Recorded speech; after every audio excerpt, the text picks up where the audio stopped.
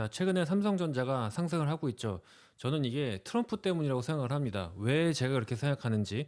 그리고 최근에 미국이 국방비를 절감하고 AI 전쟁으로 모든 군사 경쟁력을 재편하고 그 과정에서 삼성전자가 어떤 역할을 할 수 있는지를 말씀드리겠습니다. 아마 굉장히 획기적인 아이디어일 수 있는데 이게 뭐 정답이라기보다 하나의 아이디어로 봐주시면 될 것 같습니다. 자, 트럼프는 일단 두 가지 당면 과제가 있어요. 하나는 예산을 절감해야 되고요. 거기서 제일 먼저 1년에 1,000조가 들어가는 국방비를 절감해야 되고, 그 다음에 국방비를 절감하면서도 군사력을 최대한 유지하면서 중국을 압박해야 됩니다. 그러려면 AI 전쟁으로 갈 수밖에 없어요.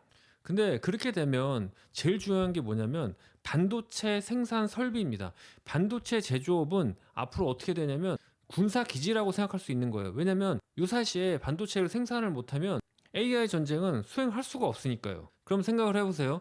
지금까지 미국은 대만의 TSMC로부터 정말 싸게 반도체를 들여왔어요. 근데 만약에 중국이 TSMC를 공격해서 이 생산 기지를 폭파하면 미국이 어떻게 되겠어요? 물론 방어를 하려고 하지만 중국이랑 워낙 가깝게 있기 때문에 중국이 내가 대만을 점령하지 못해도 폭파할 거라고 생각하면 충분히 폭파할 수가 있는 거죠. 자, 그렇게 되면 지금까지 미국이 명목 가격으로는 TSMC로부터 반도체를 싸게 들어왔지만 그게 싸게 들어오는 게 아닌 겁니다. 대만을 지키기 위해서는 엄청난 군사 비용이 들어가고 그거는 분명히 부대 비용일 테니까요. 미국이랑 중국이 대만의 TSMC를 완전히 다 폭격해서 둘 다 쓸 수 없다고 생각을 해보세요. 그렇게 되면 미국으로서는 당장 전쟁을 수행하면서 반도체를 생산을 해내야 되는데 그때 미국에서 반도체를 생산하는 건 너무 늦단 말이에요. 그리고 TSMC가 이걸 알고 있습니다. 그렇기 때문에 대만과 TSMC는 항상 최신 설비, 최첨단 설비 미세 공정은 대만에 두려고 그러고요. 미국의 TSMC 공장은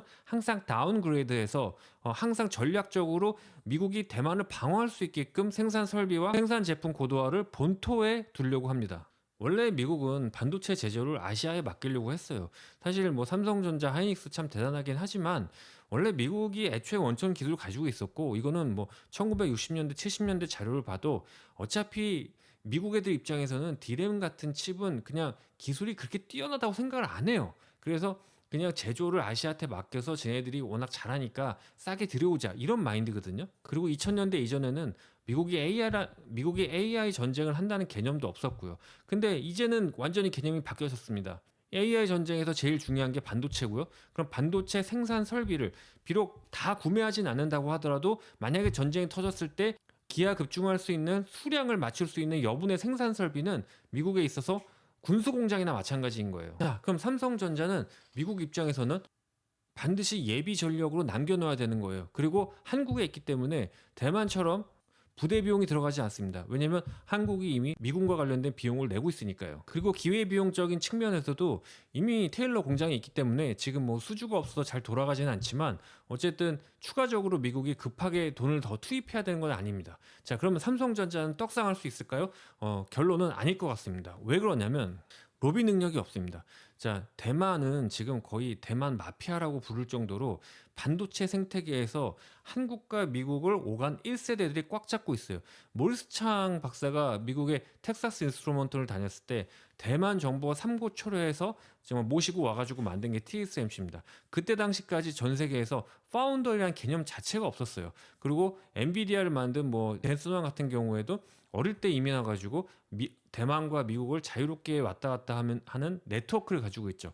그래서 지금 대만 반도체 핵심들은 스스로 미국에 건너와서 공부하고 자기 능력으로 1세대에 뭔가를 이룬 사람들입니다. 하지만 한국 같은 경우에는 뭐 삼성이나 하이닉스나 그냥 물려받은 사람들이라서 네트워크와 능력이 없습니다. 삼성전자는 그냥 6만 원 밑에서는 그 미국이 전략적인 가치가 있기 때문에 이게 4만 원 가냐 3만 원 가냐 이런 걱정은 별로 안 하셔도 될 것 같아요. 물론 가격이 좀 더 떨어질 수도 있고 한동안 6만 원 밑에서 계속 머무를 수도 있겠지만 그러다가 분명히 기술적인 측면에서 튀어나오거나 아니면 전략적인 측면에서 의미가 있을 수 있습니다. 특히 미국의 전략은 항상 2등을 키워주게 되어 있습니다. 아니 삼성전자 보세요. 삼성전자가 벤더사를 키울 때도 항상 복수 벤더 정책입니다. 어느 하나에만 물량을 주지 않아요. 항상 둘이 경쟁시킵니다.